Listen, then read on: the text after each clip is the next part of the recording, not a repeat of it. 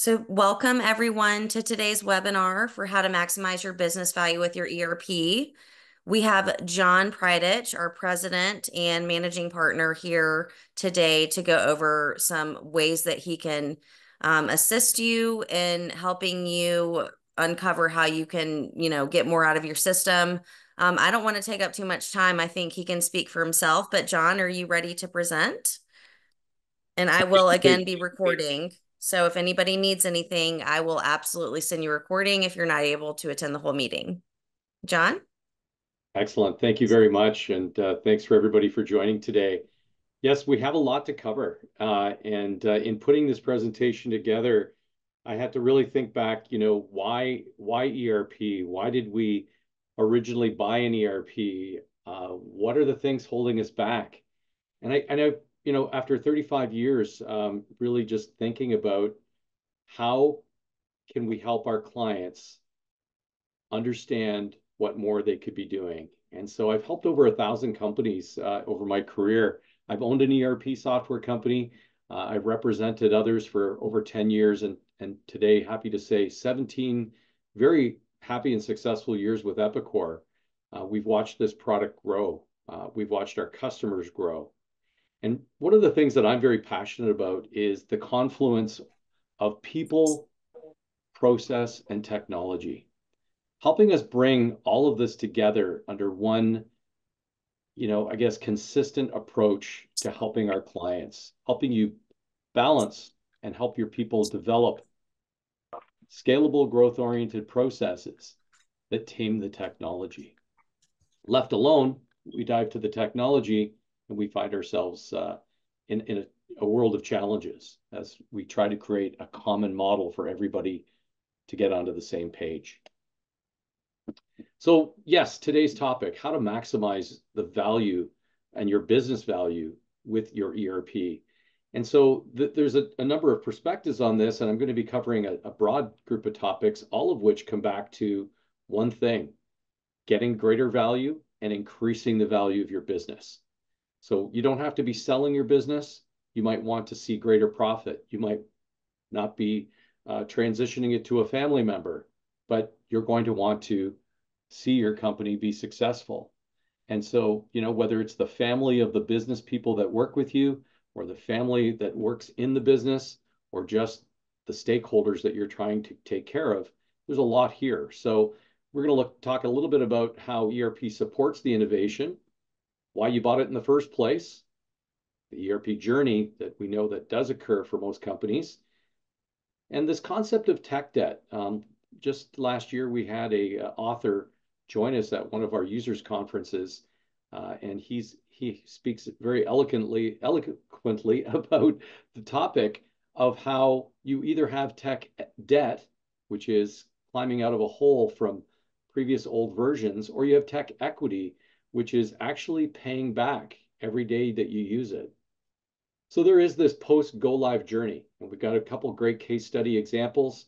Anyone who knows me, we love the case study. We love to share that how others have done it story. And then really bottom line business value. How do we get there? And how do we get more from our software and partnerships? And so there's a bit of a prompt to action at the end. All right, so let's lay the groundwork. Epicor, SixS, we're very focused in manufacturing. Many of our people come directly from manufacturing. I'm an operational person, very Six Sigma oriented.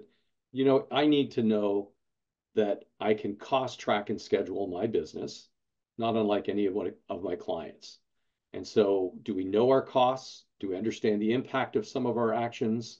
Do we know what some of these input costs, labor, material, overhead, do we know what they're costing us on a today and a go forward basis? There's certain things that we shouldn't be doing. Maybe we should be outsourcing. How do you make those decisions? This concept of optimizing and the idea of taking those resources and balancing them and getting the most out of them is really important. And you need visibility to support good decisions. That means you rely on good data. So where are my customers? Where are my customers' orders? How well are we penetrating them with various products in terms of the success of our sales? How are we ranking on delivery dates? These are all very important. So today is a little bit about innovation as well. And when we talk about innovation, this isn't just what would be a traditional model where we talk about, well, we engineered a technology. That technology is something we build into our product, and our customers benefit from that. But when we look at the innovation of today, it's really the idea that you can take value and bring it to your customers and stakeholders. Typically, when you implement an innovative approach, you're leapfrogging and leaping forward and saving a lot of effort and time. And therefore, there's a big payback. And so process innovation, the cost of in many cases, your highest cost staff in the office and engineering and various areas and the people that you employ, improving those processes, it's a huge payback. And with an innovative approach, it's a continuous payback.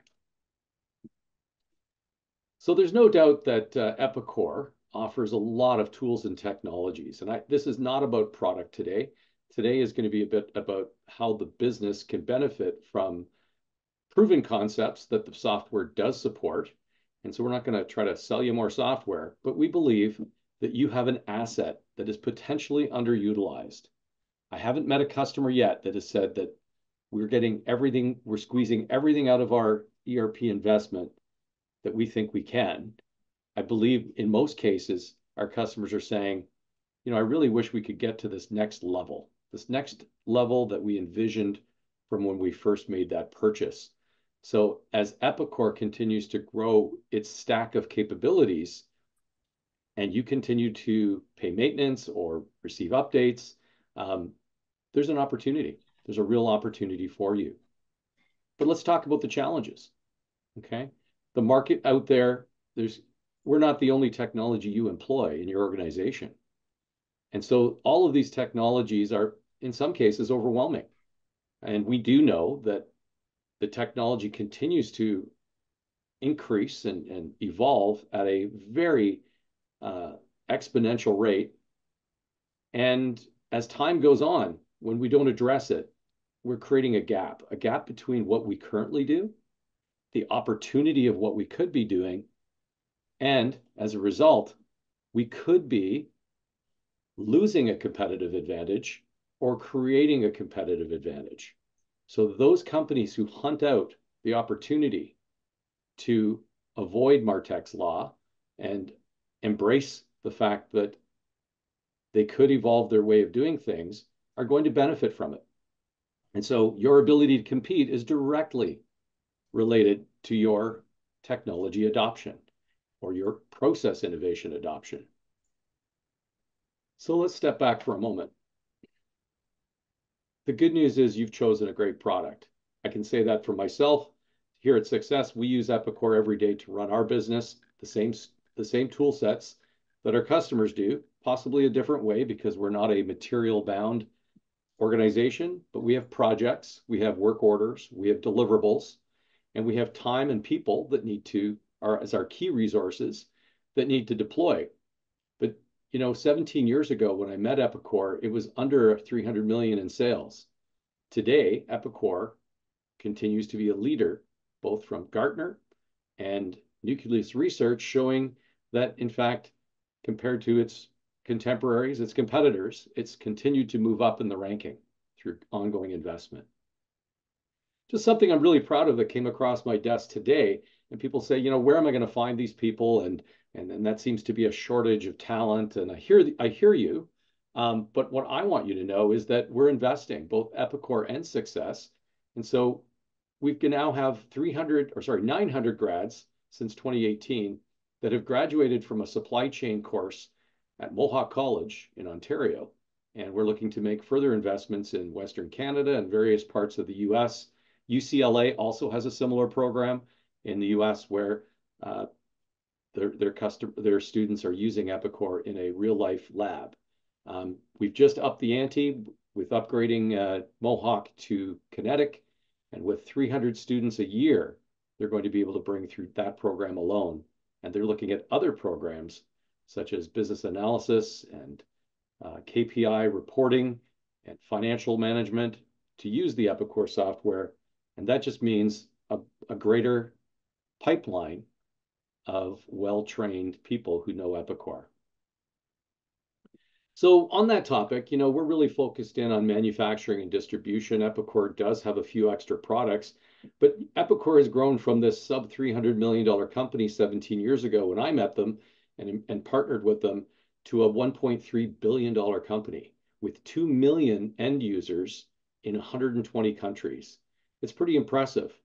But one of the most interesting things here is that Epicor invests heavily into the product. Over 100 million. In fact, I was told it's 150 million, but I'm going to focus in on the Kinetic solution, the products that you possibly are using, Epicor ERP and Kinetic. And when we think about where did that money go?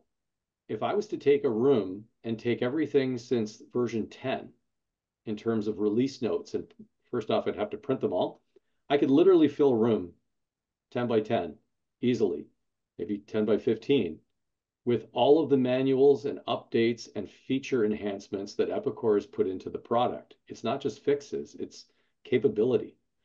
So what are we doing with that business capability? Are we being left behind? It's an interesting thing. You can't save up those features and actually believe that at some point they'll be, it'll pay interest. Paying interest is using them today, paying dividends. So think about that for a moment. You've got this great asset Epicor invests in, and what are we doing with it? In fact, for those of you that attended the Insights conference, the topic of AI is on everyone's mind. The idea that you can now interact with Epicor to learn faster.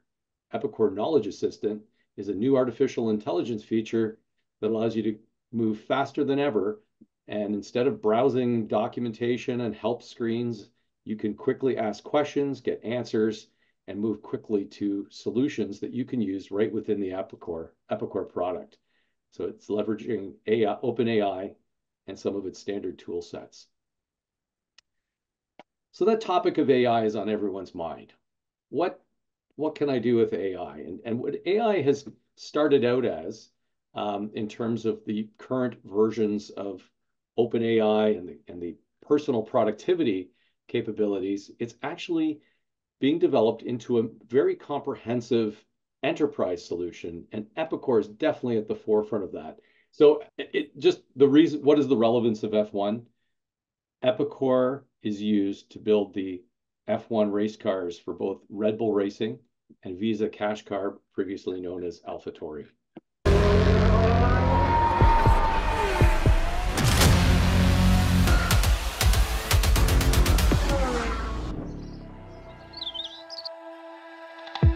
Look, Formula One has always been at the forefront of developing technology. Technology is helping us to be more efficient, to focus on the really important tasks. The whole company is set up around only one single principle, trying to get our car to go faster. F1 is now very much an efficiency game. AI is able to open quite a few doors which we probably never thought about opening. Visa Cash App RB uses Epicor Kinetic, which is an ERP system and central to the production processes. An area where we found AI was actually primed to generate a ton of value for that group was to basically going from English to code. AI is a game changer. Now you can speak to the computer, you can speak to the ERP and asking questions. And it translates it into the language that it understands. That's what we call conversational ERP. The whole company is using Epicor, starting from the car design till the production line, logistics, purchase office, finance. With Epicor ERP system, we have the tools and the systems to enhance our performance and give our fans a great racing and a great fight in the Formula One midfield. AI will be used more and more to feed the design process of the car and to define, distinguish what are the most interesting areas of development for the car. When you have a lot of lines of code, it is very difficult to find the right place when you need something in the right line of code. With the assistant, you can speed up your development because you have an assistant during your daily work. You also have access to all the code from other people inside the team. Prism is automating a lot of basic tasks that we are now doing manually, and we can automate a lot, and we can focus our attention into camp performance. To build efficiency in all our processes, to get faster parts to the race car and to get them in a faster way. This is where AI is unlocking so many possibilities. Our strategy as a company is empowering the workforce, empowering the worker. We think AI is actually going to bring those superpowers to workers. The one who is more efficient, who is more lean, who is more agile, that one will actually find a competitive advantage. And that's where Epicor is playing a huge role.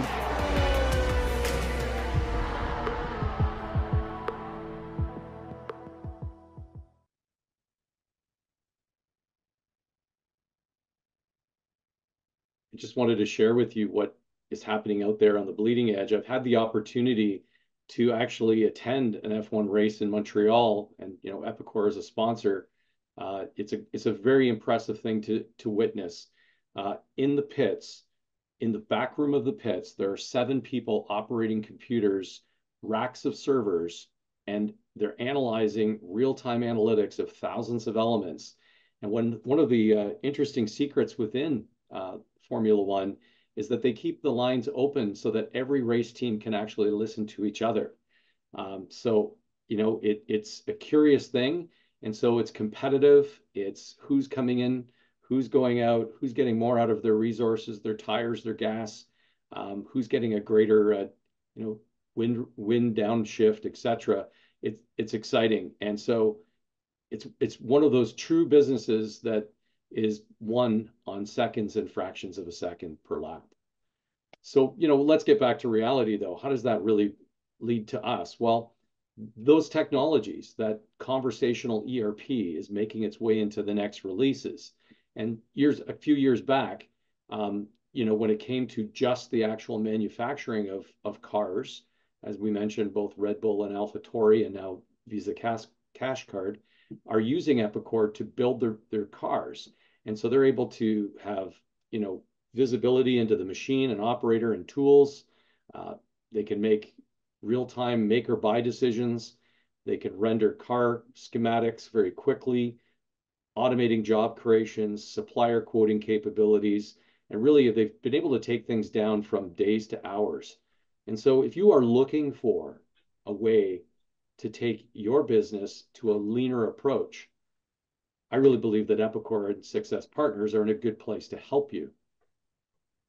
But as I sit here and talk about the current versions, the future versions of the software, I have to admit that, for some of you, you might be on a version that may actually be sunsetted. And so if you're in the cloud, you're probably getting the more up-to-date releases on a regular basis. In fact, you are. However, if you're on premise, you need to manage those updates, and you need to consider that at a certain point, some of these products are not going to be enhanced any further in terms of versions, and that evolution becomes a little more challenging.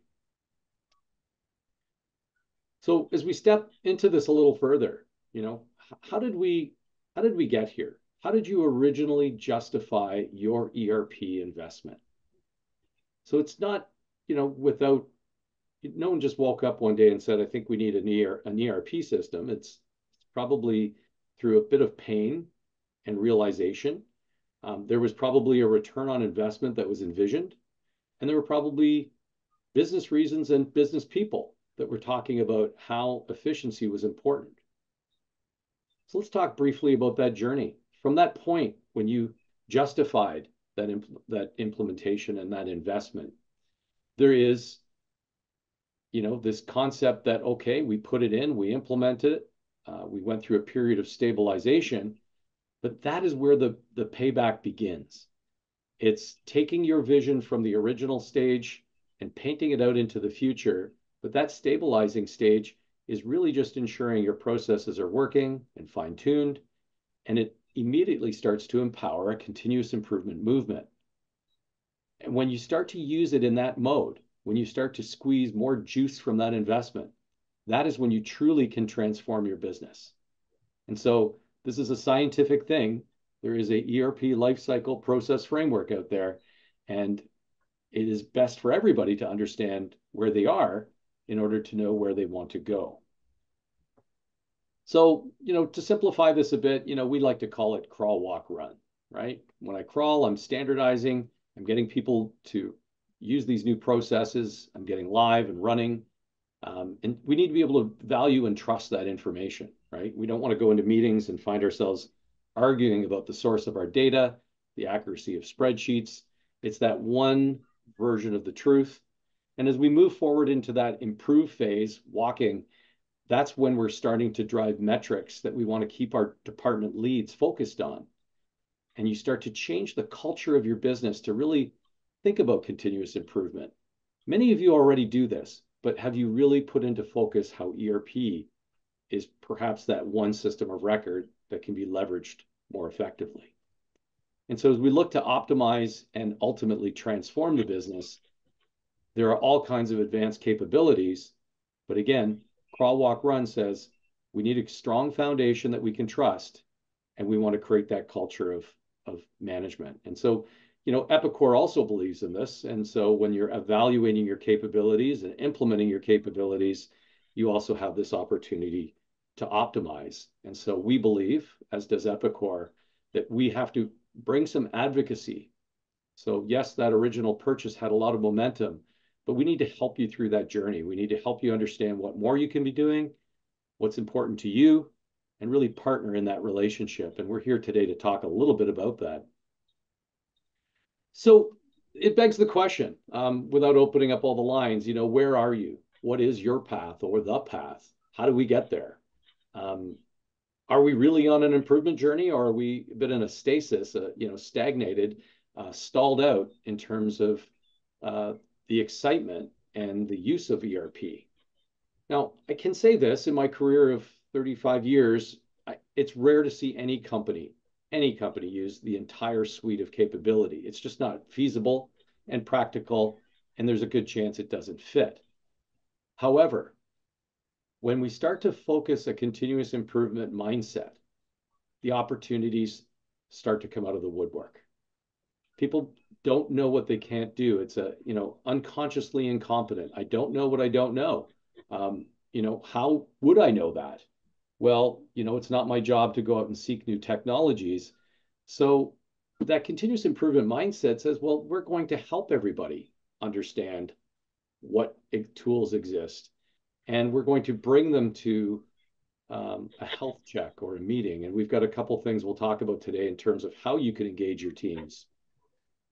And for some of you, if you are at a point where you're evaluating your servers and you're looking at new releases, one of the things I can say, I was a big skeptic in terms of cloud. What's old is new again. SixS started selling cloud in 2011.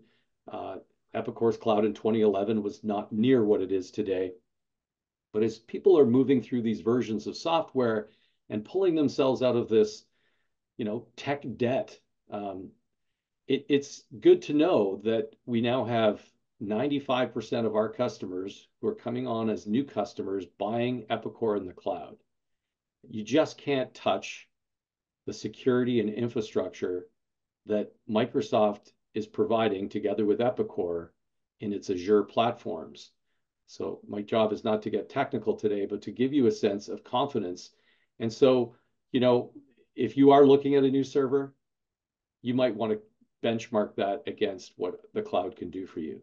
And I do respect a number of you cannot, may not, may never, but I would say kick the tires on that one, because it's always good to evaluate and understand where you are at and what it's worth to you. So what is this concept of tech debt? Okay, well, think about it as in the context of Epicor. You have people that went through that cycle of implementation. There was an extensive investment in time and money and effort. And while that was happening, Epicor continued to make its investments in R&D. chances are good over the last few years and months and years that you've been using these systems that your business needs, your customers' business needs have continued to evolve. And working against you is potentially turnover or the comfort level or the complacency of your users who possibly aren't in a continuous improvement mindset. And so we've written a white paper about this. You can access it on our website, but also there's articles we can send out, and there's also, I believe, a video that we've recorded on our YouTube channel as well. So what happens when you're not current? Well, people start to creep in with their spreadsheets and their tools, and it starts to erode the value. So this idea of application erosion is, if you're not using it, you're losing it. And if you're not encouraging it and increasing it, you're not getting the value out of it. And so that vision of one system of record starts to evolve. New people come in. The person who's moving into a new position or moving out of the company potentially or leaving, they're going to give that person 30 minutes to an hour of training. Here's how to cut a purchase order. But what they won't get is all the background as to why we do it in that way. What are some of the key fields? And what are some of my options when things go differently? So it's part of why we always demand that our customers create a document of their end user procedures or their SOPs. But ultimately, this erosion happens, and it happens because we've lost sight of some of the opportunities, and we haven't doubled down on education.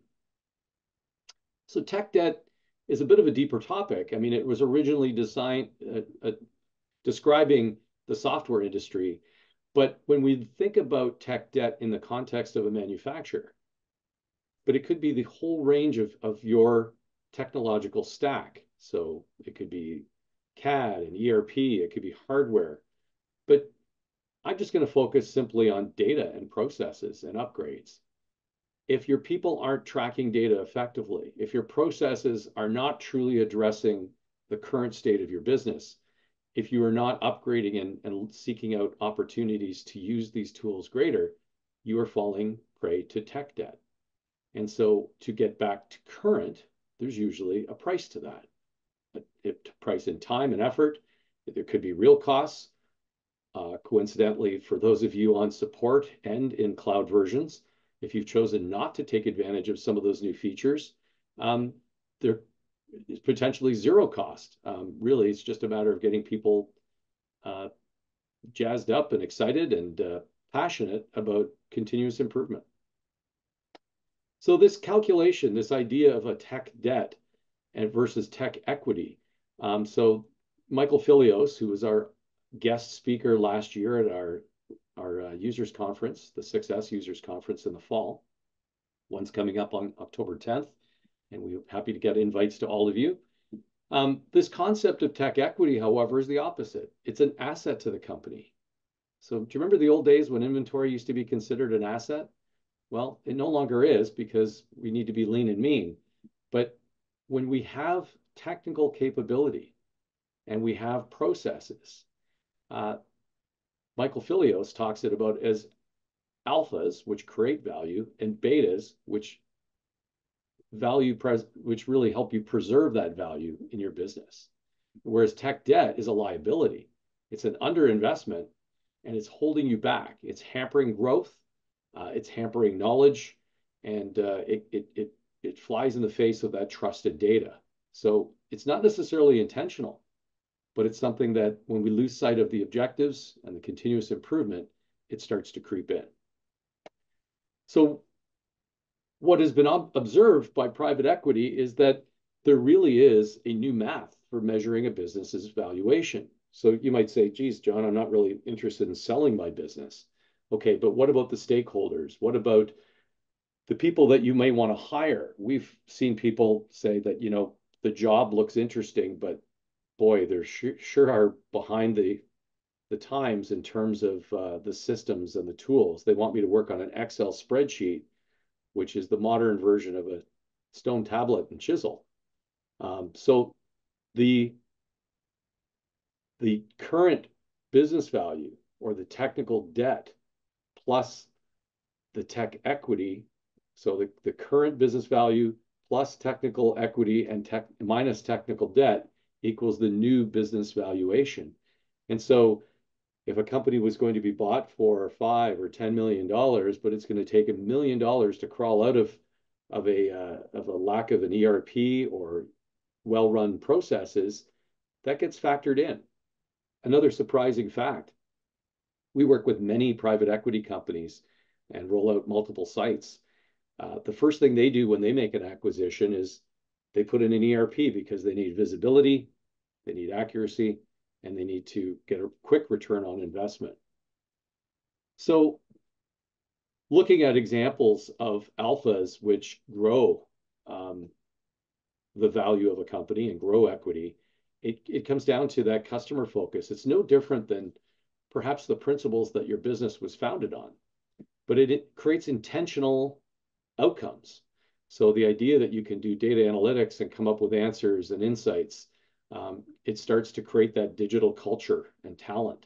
It has people celebrate the fact that these processes are working and have saved a lot of time. And it could be as simple as just having good security tools as well.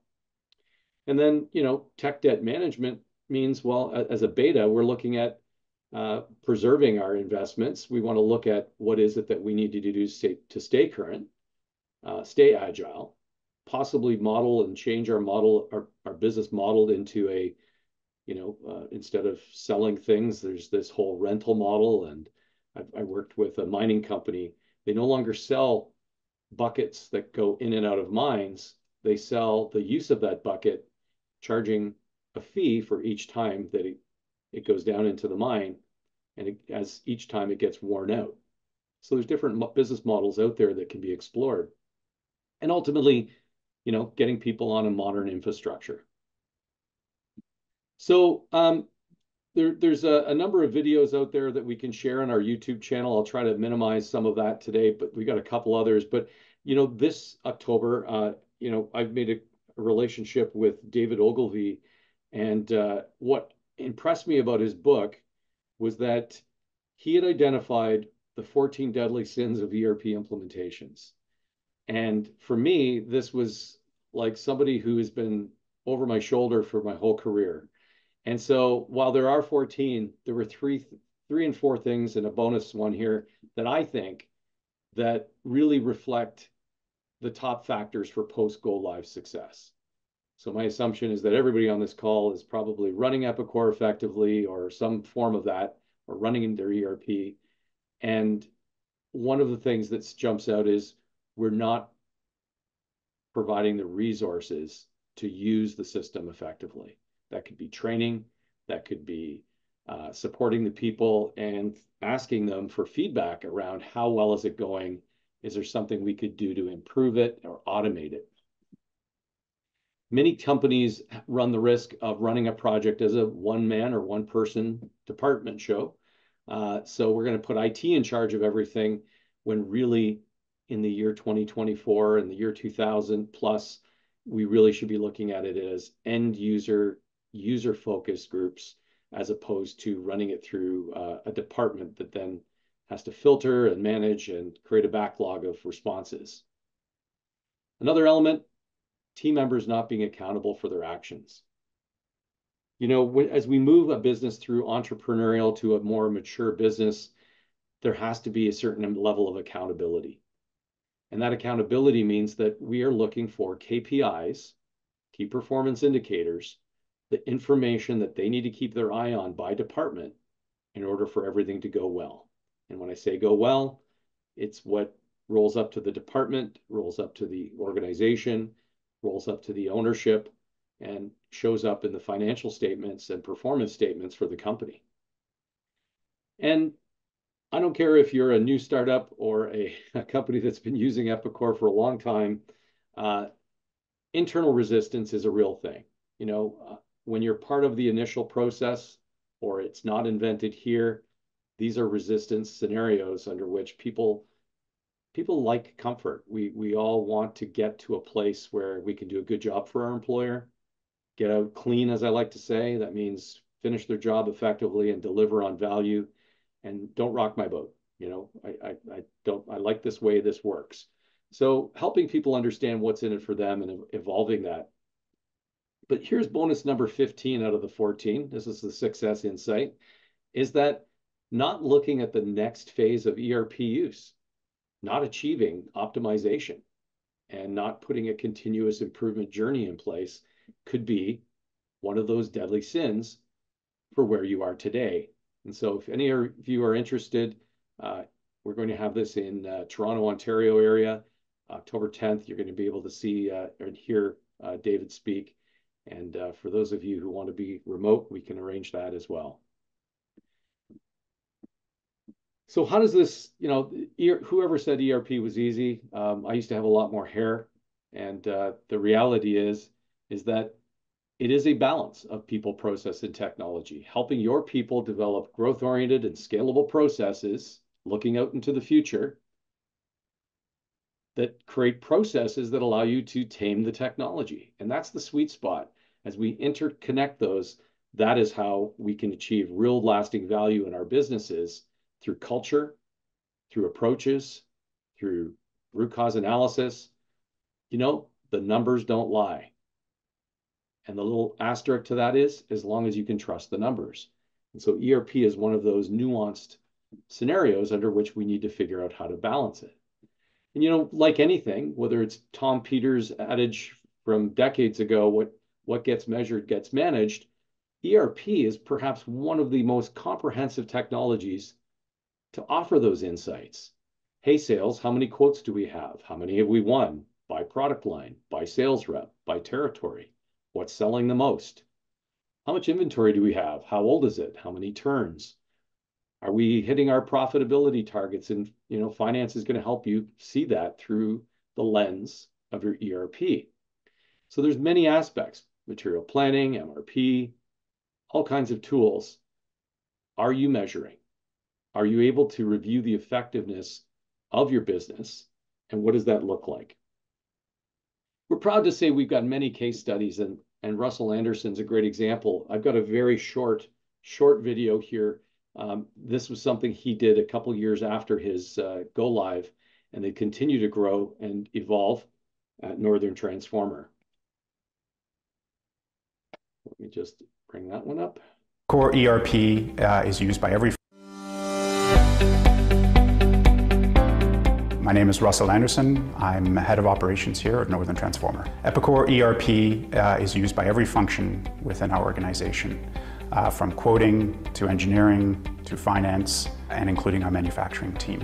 By the end of this fiscal year, we will have increased our revenue by 66% from 2 years ago, and we'll be well on our way to our target of doubling our revenue within 3 years. One of the key benefits we've experienced from being live for a year now is the access to information within Epicor.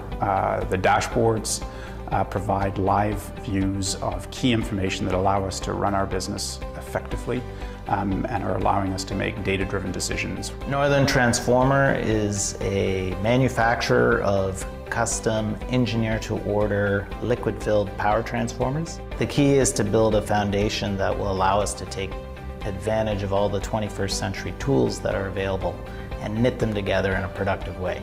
And Epicor is already doing that for us, and we can see many, many ways which we can continue to grow with Epicor as the foundation of our IT system. So Northern had a vision, and they needed to have real-time view of their business. And, there are many different customers that use Epicor. Some are project related, some are engineer to order, some are high volume repetitive, some are mixed mode. They have a bit of both. But one thing for sure, if you have a vision and you have needs and you have your eyes set on what needs to be achieved, or maybe you even need some help with that, it's something that we can address with the tool set that you already own. So when we look at how to increase business value for the finance people in the room, number one, increase the cash flow, right? So EBITDA, big measurement, earnings before income tax. And so essentially being able to increase that cash flow is going to give you more free cash to grow the business. The other is increase the multiple, your valuation.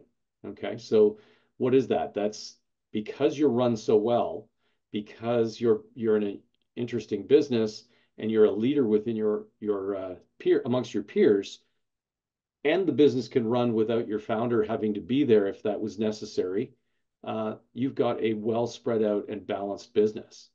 Ultimately, both can be achieved when you're boosting your profits. I provide a SixS insight here. The third one, make your business run by the numbers and the processes that are well understood by all. And then, if you get to that point of cultural innovation where I don't have to stand over everybody to get them to use the system effectively, you get a free flow of information that you can trust, react to, and steer the business to without incurring a lot of impact. So, there's been a number of our customers that have taken this through the paces. And if you were at one of our users conferences 3 years ago, you would have met Syntoco's general manager, Severio. And he had a number of things he wanted to achieve, and he calls them game changers. Here's a quick insight as to how he sees the future of their business using Epicor and what it's meant to them.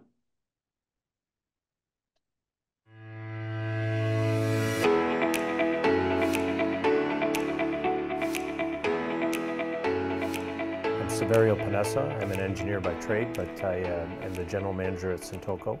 We are a family-owned company owned by the Total Group of companies, and I've been with the group for about 30 years. Spent some time in automotive, and now I'm running our injection molding company, which makes toilet seats. We also have another company called Peter Anthony Designs that does interior fast food furniture for McDonald's, Wendy's, and some of the bigger chains. So we've adapted Epicor for both of those facilities. We had about a 30-year-old DOS-based system that somebody bought to print invoices, and somehow we were still leveraging that to do everything. And we were downloading data dumps into Excel, and everybody was so proud of their excellent Excel sheets. And it's an analysis tool, it's not a management tool. But looked for was the jump ahead a little bit. You got to spend the time. Everything has to be right for this to work. So just to give you a sense, resources would be like whatever your constraints are that dictate your scheduling. So we have about 150 resources. We have about 2,800 customers and over 2,000 parts between finished goods, raw materials, and subcomponents. So in order for the scheduling to work, we had to scrub our sales history, get a forecast together. We had to get all our inventory scrubbed, all our BOMs, all our bills of operation, all our resources had to be right. Supplier lead times, calendars for the suppliers, scheduling parameters. All of this stuff has to be right. Then MRP and scheduling runs correctly, and you get a schedule and like you talked about, PO suggestions for your purchasing guys. The main event is these tools that Epicor offers. So shop load, generate a forecast. This up top here is the schedule in the yellow and brown. This is a very powerful tool. It's called a projected sales order shortage report. It'll let you know all your orders. Are any of them going to be late? If they're going to be late, when are they going to be ready? Shop load capacity is fantastic. We used to struggle so much to figure out how many people do we need? How many people do we need to hire? Once we got this going, it's in seconds, we can look ahead and say, okay, our capacity needs to go up or down in the next month. So a real game changer for us was the capable to promise function. And that gave our customer service reps the immediate ability to answer a customer's question on availability of product. This was something they typically would have taken a few hours or a day to get back to them on, whereas now they can, on the spot, within seconds, understand what material is available, and if it's not available, when it will be available, and firm those dates up immediately. And I think in this day and age, when people are looking for very fast answers, that's one of the biggest benefits of Epicor that we got out of the system. The next. So he goes on to talk about getting his KPIs in his inbox every Monday. And, when I think about Severio and what he's accomplished, it's not unique, but it's not as common because many companies stop short of hitting that level of operational control. And I'm here today to tell you that it can be done. And we have many customers that we've helped accomplish that. And, our hat goes off to them because they can now turn on a dime, operate efficiently and more profitably, and understand, what's happening to their business and be able to adjust to changing conditions. Another example of that is Athletica. You know, they started out when they bought the system years before, their biggest challenge was, you know, we had this homegrown system. It wasn't really a best practices system. It took a lot of care and feeding, including programmers. And, you know, one of the biggest challenges for them was that they weren't making money. They were saying that, you know, this is probably the worst thing we could do right now is buy an ERP on one hand, because it's going to cost money at a time when we need all the money to move forward. Fast forward, the company has now acquired a number of its competitors. They have 4 companies across the US and Canada. And they make all of the NHL hockey rinks, as well as private and commercial and universities and community center arena systems. So think the glass, the nets, the boards, and various service products that are used to clean and maintain. And so what they found was huge power with everybody working from one version of the truth. They were able to provide a consistent customer experience, and it turned out to be very valuable. Again, videos available on our YouTube site telling these stories, which I really promote. So Alps Welding, a project-based fabricator, found that, you know, there were industry-specific products out there that could have done the job. What they chose in Epicor was a solution that would give them a broader reach. They didn't want to do what everybody else was doing. As a result, they wanted to improve and go beyond and innovate. So as a project-based company, they found that that was pretty unique. Epicor handles that extensively, and their project was on time and on budget, and we've helped them also optimize their business. Again, videos out there. So when I think about ERP and I think about its impact on a business, it you know, with all due respect, yes, it's a technology. It happens to be a technology that people are using. So are cars. You know, I've got technology in my running shoes, my bicycle, you know, everything's a technology. But in order for us to really create lasting use and motivated employees who understand what the change is looking like and the reason for change, we need a vision. And that vision comes from the top. And when we have a vision that comes from the top and we have executive management that's checked into the objectives that they're trying to achieve, by telling that story, the rest of the organization can derive what that means. And so we help turn the management vision into a reality. And what does it mean to each operation and each department? And sometimes it gets right down to making sure that people have the skills and the competencies. And, you know, we've had a buyer, but we've never had a supply chain person. We've had a bookkeeper, but we don't have a CFO. Somewhere in the middle of all of that range of sophistication or maturity is something that would be important to your organization. And so how do we upskill? How do we help those current people become better at what they do? Or in some cases, you might be looking for an additional talent. And how do we make sure that not only that they get what they need to do their job, but we also make sure that they understand the power of what Epicor can do. Working with a few companies, most recently, we've seen that new employees come on board, depending on the power they have in the organization, they might even suggest that maybe the system isn't working, maybe we should just get another one, as opposed to use what we already have. So, you know, a lot of things that we can do about this, right? What can we do? Well, there are lots of ways to assess, but, you know, if we just let people loose on get it done, make it happen, you know, we expect people to change their daily work habits, their processes. We expect them to adopt new ways of doing it. What's our executive role? Well, ultimately, management is the art of getting things done through people. So our job as managers or people that, you know, manage areas of the business is to really get a vision that people can get behind. And so lead change with a vision. And, you know, ultimately it can create double-digit growth. When you get that alignment, it's powerful.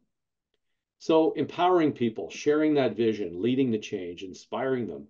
Leaders do not have to be technologically savvy. They just need to know that it can be done and have a priority around getting it done. So when we say, how could we maximize our ERP investment? It's about really thinking about it in terms of that business valuation and creating positive, we call it love language, around achieving those goals of revenue, efficiency, growth, etc. And so leadership has a role to play, which again is not a technical one, but it's about the goal of trying to reach that potential of that investment. So whether you have a plan to exit your business, sell it, move on, or just create value, how do we create something that's important to employees and stakeholders? And so value creation is common to these challenges. So we find from an internal perspective, when we sit here and talk to our teams, it's hearing customers talk about that they're getting stuck in a groove and they can't really get out of it. And they can't convince somebody to move forward with an improvement. And then the staff aren't willing to change or challenge management. There could be a compelling return on investment, but maybe the language they're using isn't effective because they keep talking about write a check for an investment in software, and they're not talking about the return on investment and the value creation it's going to create. And so ultimately, when relegated to technical departments and not a business department, it's not perceived as bringing value to the conversation. So some of those increasing value opportunities could be better overall visibility and customer service and support, improved inventory management. MRP requires good, accurate inventory. Increased overall profitability, being able to compare estimate to actual. If you keep quoting the wrong way, don't expect for profit to just show up. So honing the tools, keeping carrying costs low, growing your business without the need to add additional overhead.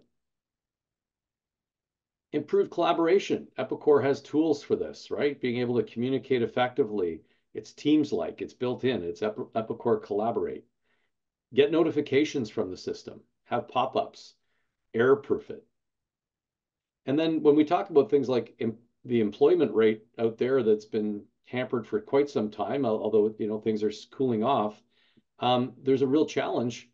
And the idea that you need to attract talent, it can be a competitive differentiator when employees want to work with a modern tool. Epicor is part of the curriculum at colleges and universities, so why wouldn't it be important? So, here's an example of a customer very briefly called Barkman, and they woke up after 10 years. We did not do their implementation, but after 10 years of using Epicor, they suddenly woke up and realized there was an opportunity, and they were stressed. Let's talk about that right now.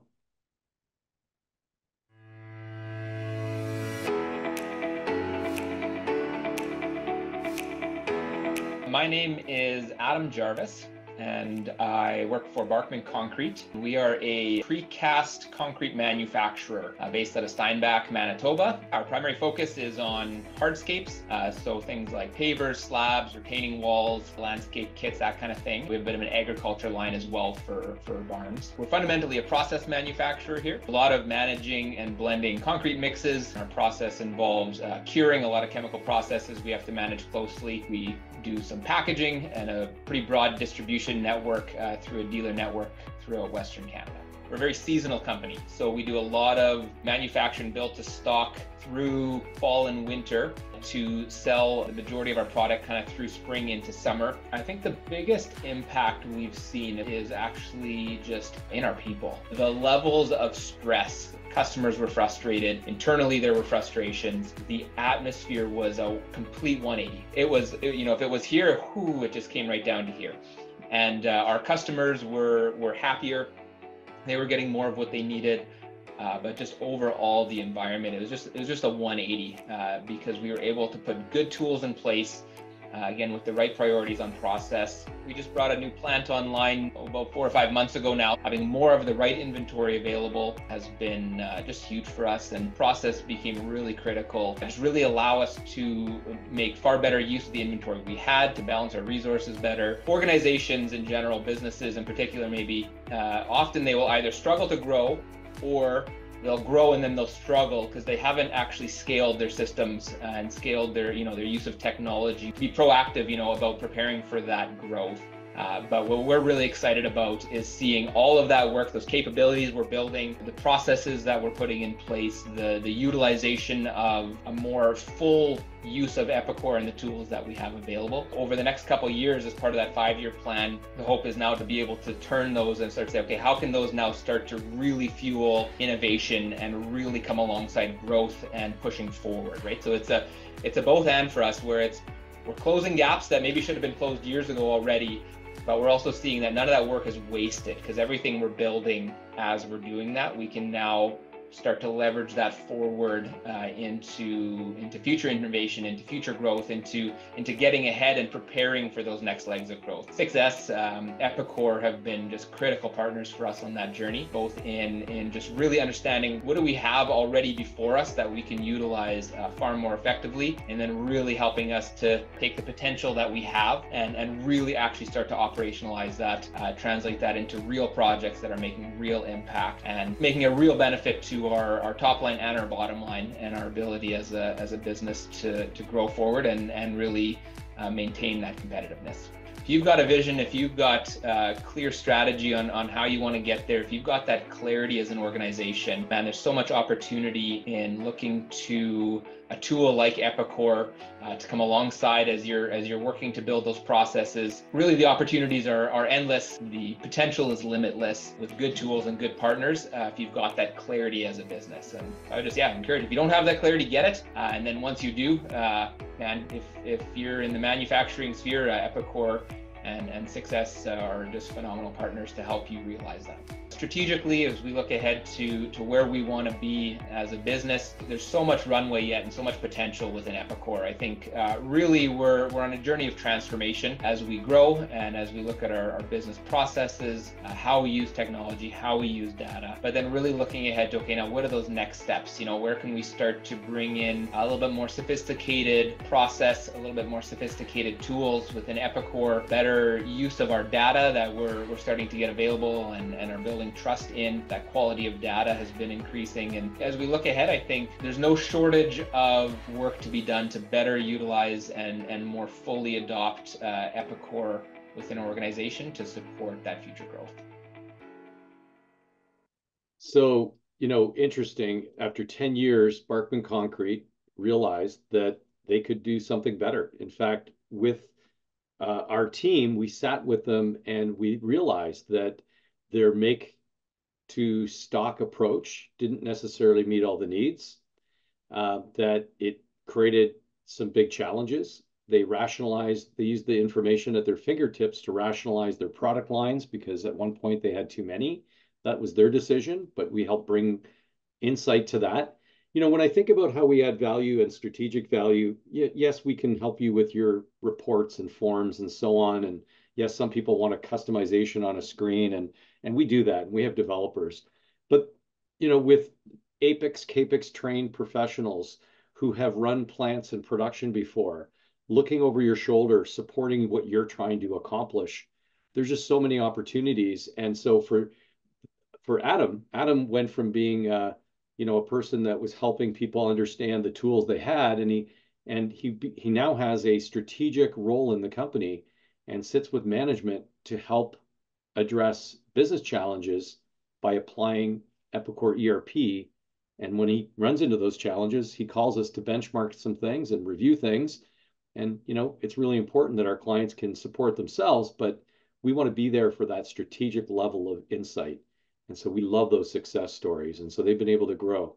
So that leads to the big question: what can you do? And by the way, just from a time perspective, it looks like I might just go over a little bit here by a few minutes. But, one of the things you can do is a value exchange workshop. Another one is a health check. So what are the two? Well, a value exchange workshop is the review of what you have in the way of software. It's a presentation of some of the capabilities that you may have missed over the various new releases, or that really hadn't really examined your investment in a while.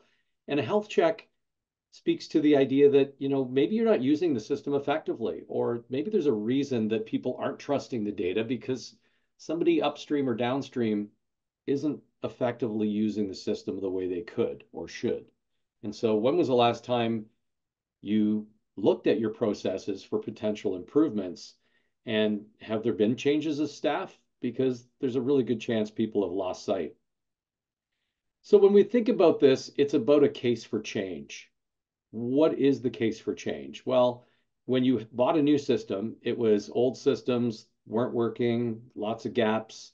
Hopefully that's not your case today, but on a smaller scale, you've got old versions of software, or you haven't looked at the feature set that Epicor offers because, you're stuck in that groove and it works. But what you're not going to be is as competitive as you could be, as streamlined. And so the new realities haven't been addressed in terms of your day-to-day business. And, people forgot just how an ERP system can help address those. So, one of the things we really promote is the idea that you would kick off a continuous improvement approach. Review your department's use of the software. Engage a health check. Get that VEW to understand the art of the possible. What more can Epicor do for us now?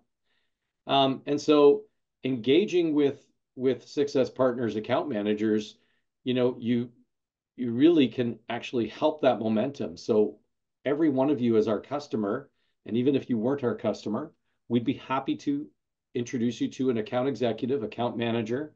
Their job is to help you with your success of ERP and help build a roadmap for your business based on what you're looking for. And little hint, that's a free of charge service from our staff. So these people have a lot of experience with Epicor and ERP, and they are the on-ramp to our services. Another way to approach this is it could be as simple as listing out 5 or 6 departments and ask yourself, out of all these departments, where do we think the most improvement could be derived? When we put in Epicor originally, we didn't have the sales team do proper estimating or quoting in the system, or we're not using CRM to track our contacts and opportunities.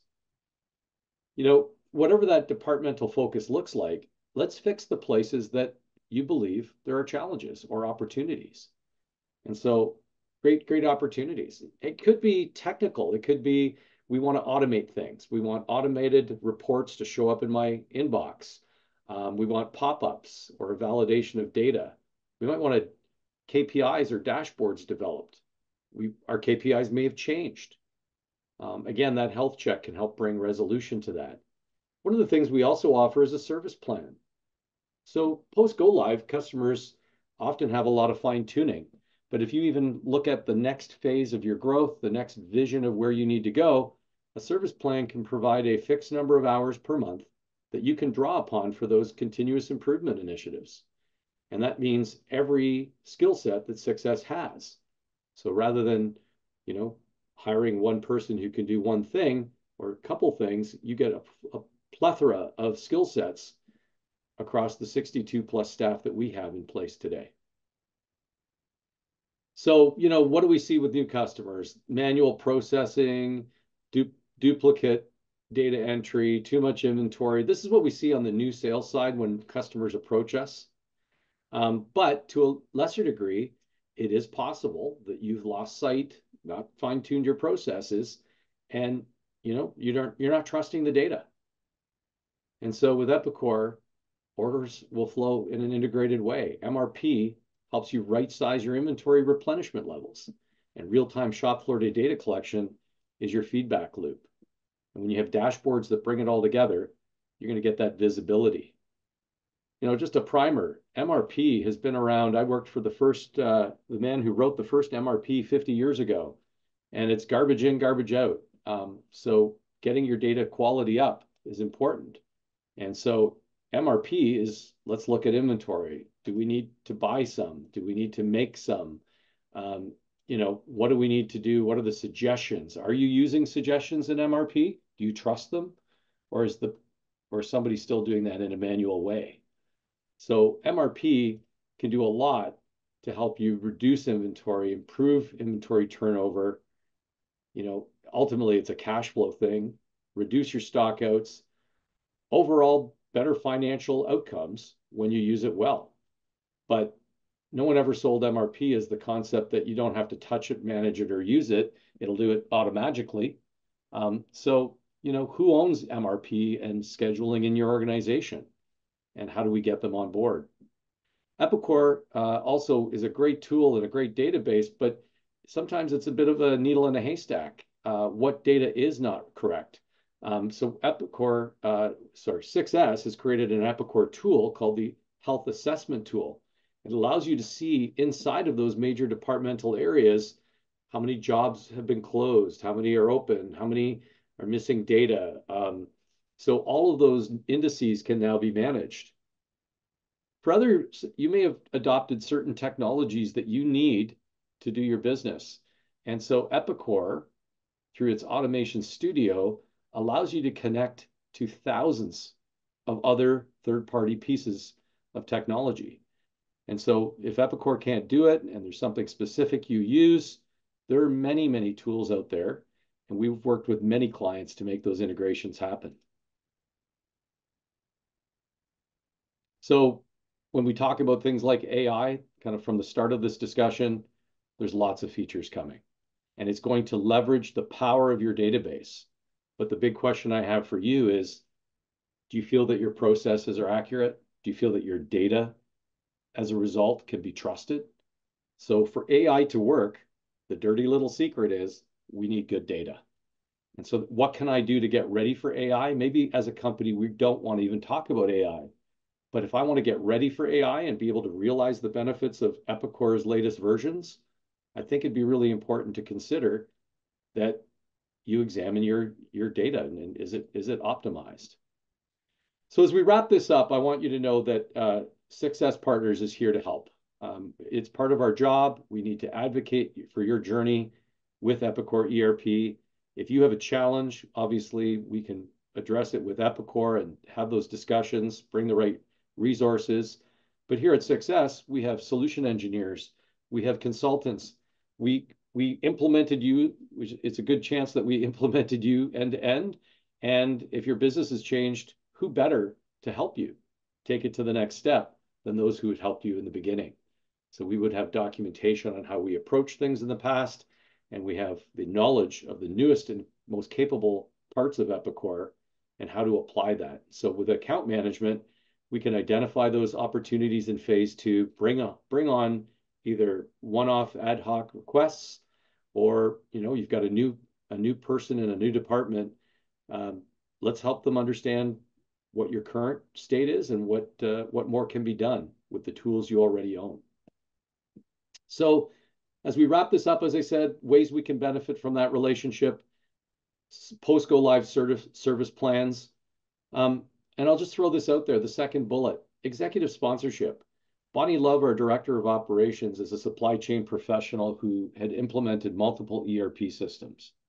Between myself, herself, and other roles within our company, we can bring to bear the resources, the advice, and the conversations you might need to get things over the hump with your team. Our account executives have a direct line to us, and we work together in unison for all of our clients. And that means understanding what the opportunity for change is, how it's going to help your business, and maybe you want a demonstration or a proof of concept. We're here to help.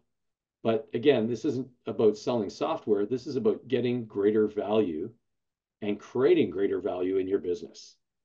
So our closing remarks, understand those opportunities for improvement. There's a new way of measuring your business. Leaders, you really define the culture and direction. So if you want to continuously improve, there's an opportunity. Ultimately, it's getting that culture going. We're not swearing at the ERP. We're talking about how it can help.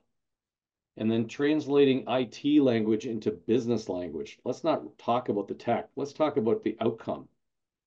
And that health check opportunity is compelling. One last few words from Michael Filios. I think he's going to wrap this up for us. As I said, the author of 2 books who spoke last year. Educate yourself, talk to others. But once you make that decision around Epicor, it's going to be extremely important that you have the right implementation partner. And in my experience working with SixS, They've delivered a subject matter expertise, strong project management, and the ability to work through your customer journey as it evolves to ensure that not only are you getting the investment today, but for many years to come.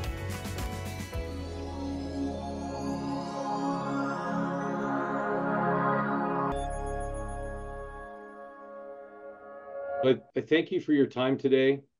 One reminder, we've got a users group meeting on the 10th of October. For those of you local, it's a great place to come and network, meet other people, no membership required.